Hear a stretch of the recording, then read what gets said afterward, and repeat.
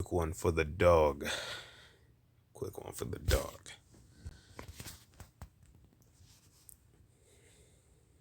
All right.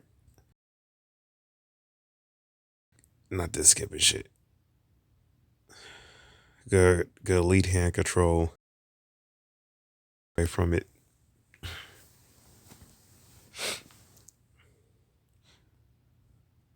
So what I like is giving the different look and then being able to attack off it. The only issue is that attacking like that is real lunge. If we can minimize that as much as possible, that'd be good. I will start looking to the left and then double jabbing, but just kind of waiting a little bit. Nathan just a little too far and he was prepared to step back from it.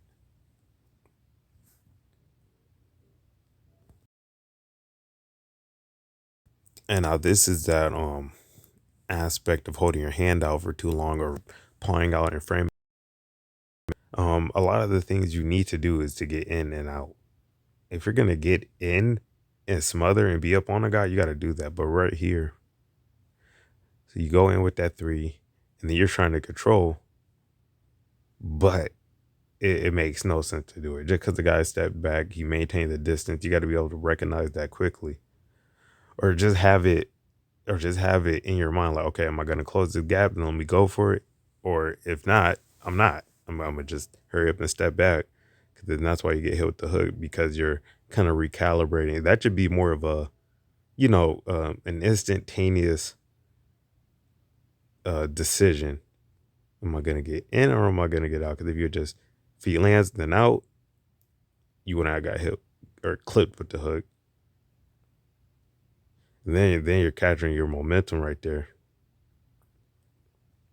So when you're on the bag, let it swing. Try to get in and out with your with this with this whole little sequence. Like head slot change to the left, get in, and then quickly shuffle out. I'm gonna assume that we're not gonna break that shuffling habit anytime soon. So just add it to what you do. Just get in and out with it a little bit more. Shuffle in, then shuffle right the fuck out. Or step right the fuck out. Ideally, I'd rather you step out with proper forward mechanics as much as possible. Very nice.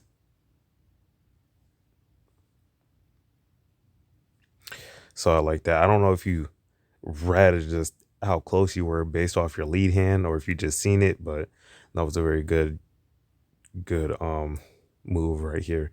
What made it really better, one, you got your hand up. Two, um, you didn't really have to step or lunge in with it. Like you kind of measured the distance with the lead hand and then didn't really have to step. And you stepped in with your left foot a little bit, which is really good because that's, proper forward mechanics.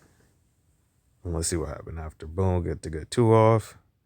You made sure you was in range so you didn't have to leap in. That's the big thing. You're just starting from too far most of the time, but this is really good. Okay, so what happened? You gather your feet, with that kind of explosive motion. But what's good about it, right? Kind of the correction that you made is you kept the lead hand out there, right?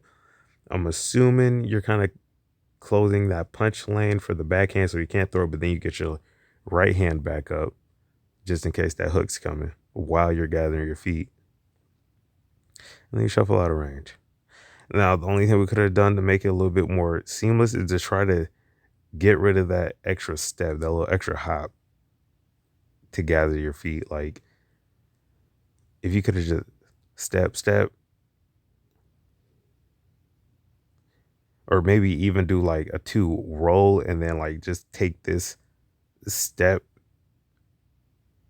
or just roll to the right instead of having to gather your feet, that'd be a lot better for you.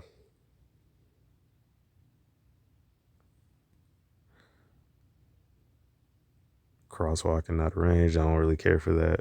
Because if you want to put more punches together, that'd be problematic. And that was kind of weird here, just that I'm noticing is how long your back foot's kind of hovering for.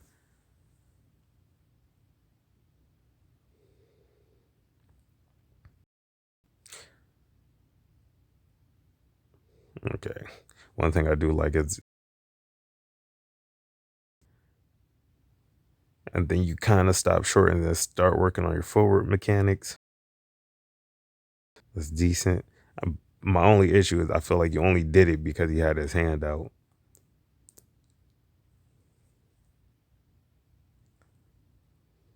Good shot selection. So what's good about this and just the last sequence is how you, like there's no lunging here. It's just small steps in, hand fighting a little bit to help, cover or control that space between you and him. Boom.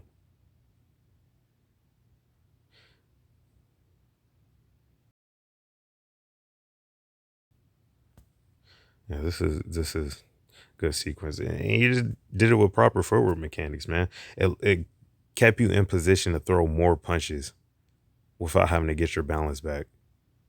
Boom, boom. Would have liked to see that two after the body, hand come back up,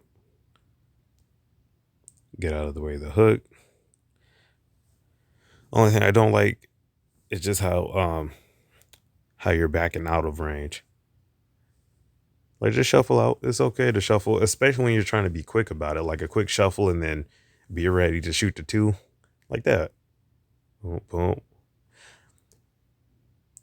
And one thing I want you to know is that clearly you're doing the right. It's just how consistently are you doing the right things? So keep that in mind. So when you're on the bag, you need to be consistently doing the right thing. If you're consistently inconsistent on the bag, you're gonna be consistently inconsistent when you're fighting. You're gonna become more inconsistent as punches are being thrown. Boom. So kind of goes for the same thing.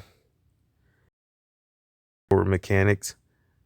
See, that's beautiful. And I see you do this shit on the back all the time. A false jab, and I'm calling it a false jab because it's not what the intention to score is. What the intention is to control those hands, body shot, quick shuffle out, L step, and it should be more of that. It should be more of that. Like that's beautiful. Boom, headgear. I'd rather you have been ready to shoot the two, right? Not like this, not with the L step. Just ready in case the guy trying to get in there. But good forward mechanics in and out.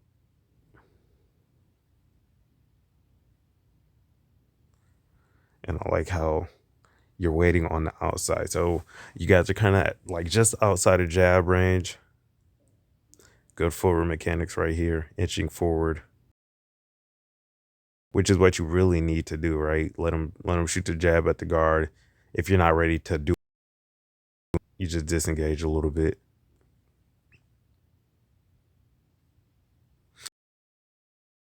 Yeah. Now we're starting to lunge a little bit. So kind of use the feint to draw the jab out. You just need to step in a little bit more. This would have worked. So he gets the lead hand out there. You step back from it, make the space a little bit further.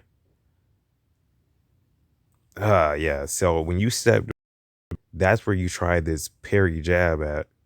When you should have did it at that initial range before you stepped back.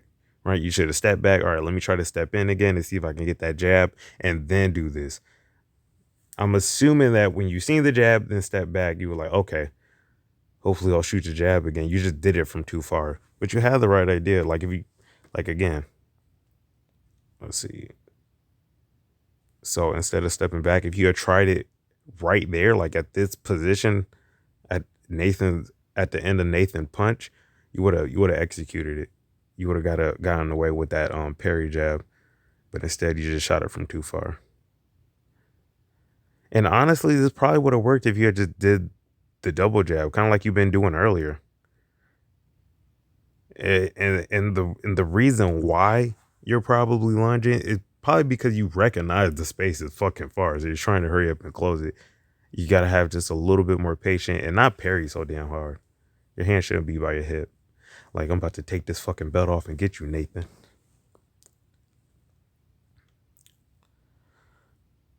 So yeah.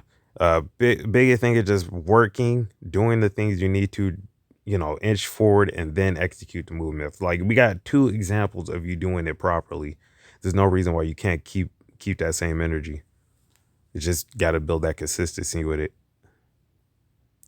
So lunge and jab, east to three, and if you kept the right hand up, you would have caught the three. It wasn't anything tough, but if somebody else was going for it, it may be. If somebody have heavy hands, that could definitely be problematic. But it's hard to maintain your fundamentals or shit like that when you're lunging in because you're usually using your limbs to keep balance. But so you close the gap, get the frame off, look for that two to the body again. And one thing I'll say that you kept good posture right here because if you was leaned in a little bit more, he would have caught the fuck at you with that uppercut. So that was good balance, good posture, staying within your boxing stance, not leaning forward too much, and good with the shuffle out. One thing I don't like is the shuffle. You get your feet in the L step position, but you don't really go nowhere with it. So just be in control of that. Like there's no reason why you can't just ready for some shit. Unless you're gonna, use this footwork, but right now you're just idled. You picked a good time to do it, but better safe than sorry. And I do like that you keep your hands up, and when you're not ready to engage, when the guy jabs, you just step shuffle back. The only issue is like, and that okay, if I'm gonna step back, you have to work your way back in. Um, with some patience, like you're allowing that distance to be created just by them shooting the jab, and then you step back, and then you work from there. Fuck that. Get back to where you were, and then try it again. Because if they're just throwing one jab, okay, chances are they'll just throw one jab again. Then you work off it with that like parry double jab or that parry jab that you were going for earlier. I really need you to tighten up on that parry too. Cause you're just reaching for it. Like it should be more like a chill. Like it goes out a couple of inches and hand right back for the hook.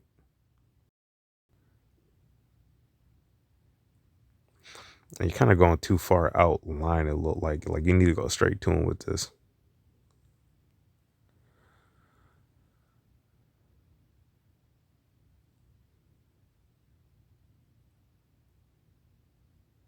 And I'll just try to keep the movements more in and out instead of trying to like move around them because it can be kind of tough, and then you can definitely be going into the punch, especially without having your hands up. So I would try to focus on keeping the movements a little bit more in and out.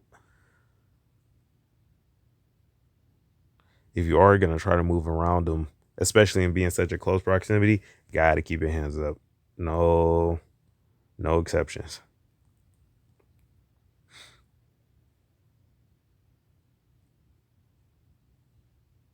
This was a better range to do that from. You didn't. Yeah, this was the range you should have did attempted this the first time around. You just don't need to reach for it so damn much. It'd be different if you like had a better control of the hand too, so you can make space for the punch. Because that's kind of like the time when you want to like actually reach for the hand and actually pull that motherfucker down when you're trying to make a way or make a lane for your punch. And one more thing. No, never mind. I'll just start double jabbing a little bit more straight to him. And just paying attention because Nathan shifted the same way. You probably could have hit him with a four. But I need to see more of those forward mechanics being applied like you was doing earlier, man. Like you did that shit two times and said, fuck it. Feel like you almost had a good slip here. You just want to keep that block up just in case. Can't be too reliant on those frames. Cause they can still punch around that shit. Sometimes you gotta work those blocks when you're moving too. Cause typically you'll reach out and then we'll get the hand out there. Fighting back. I do like this. I just rather you had kept your at least your left hand as you're kind of like slipping and step just to keep that space occupied in case he's seen it.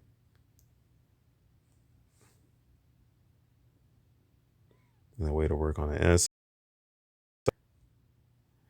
That was some good movement on the inside.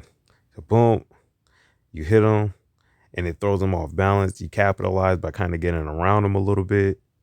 So now his base is all fucked up. He's squared wide open to you. While he's standing up, ka-chow.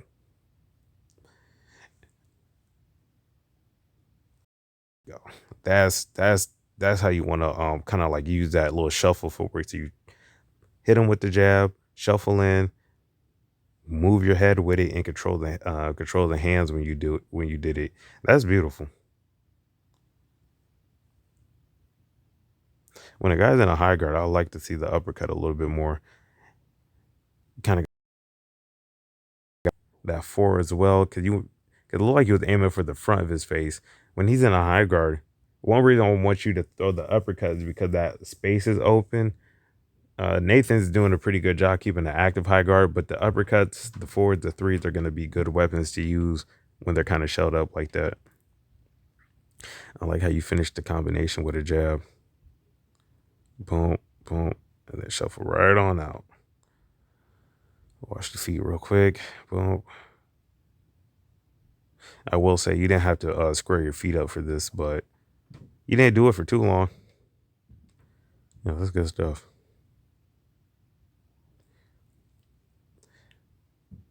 Head movement change. Could have kept the hand up for that. Did a better job keeping the hand up right here. I would like to see you. I want you to be smart about it, but kind of so like when you slip left and then slip right, you got that left hand up. This is a good range to do it. That's a good way of doing it. I would actually try to make contact with the glove as you're doing it. So like reach out and actually touch that touch his left hand with your left hand to make sure he actually can't use it. And doing the same thing with your right glove when you slip it to the right. I'd rather you work the block, but you're a lot safer like this than you were just a split second ago. So like right here, that side's open for the jab. But if you put the right hand out and then left hand out, you would have been a lot safer doing that.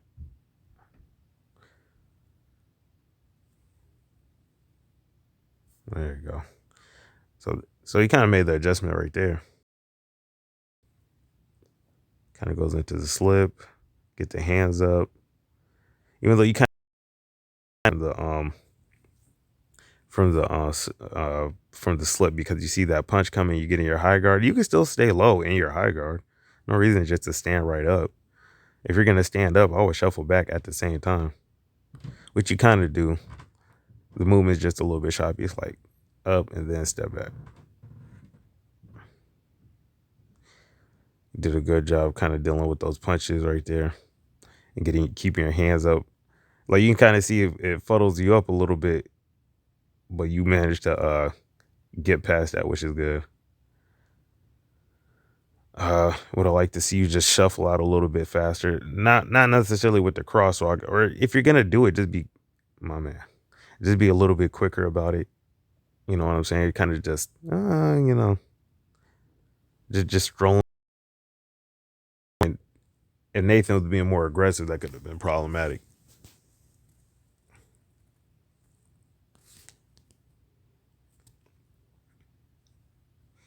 I like the 10 for the 2.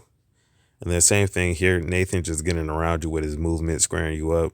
You got to recognize that and then make sure you're getting the fuck out of there. Just a little bit quicker.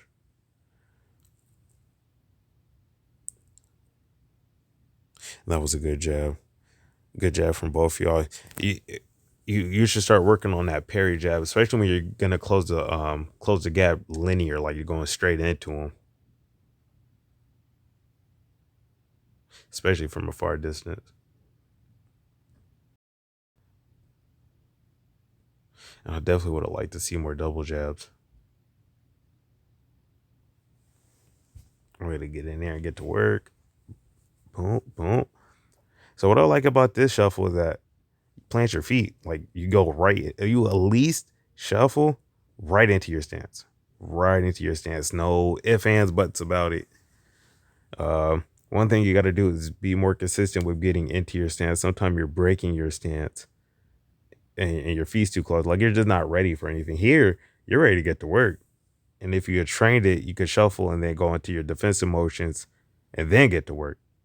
But uh point being to that, even if you're shuffling in, out, you gotta make sure you're getting into your stance. Sometimes you'll do sequences like this, that you'll hop in place like we seen earlier, or you'll bring your feet too close together and you're not mentally or physically ready to engage.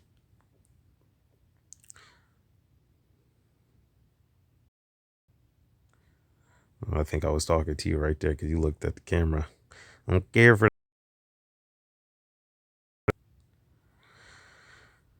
see uh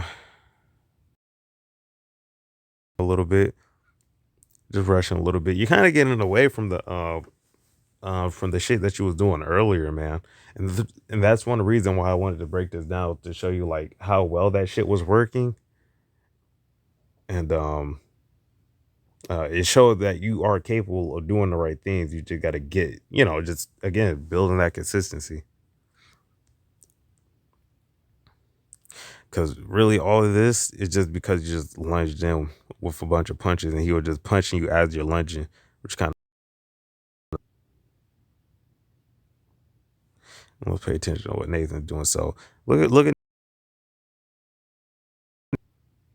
All right, it don't have to be that explosive. It could have just been a right step, but he quickly gets, and then he's ready to punch. That's something I really want to see you start doing on the bag. I see you step back. Sometimes you'll do it properly, but then you're just not ready to attack. Even though you kind of get around him, but he can still, still stays in the stand, just a small pivot to face you again.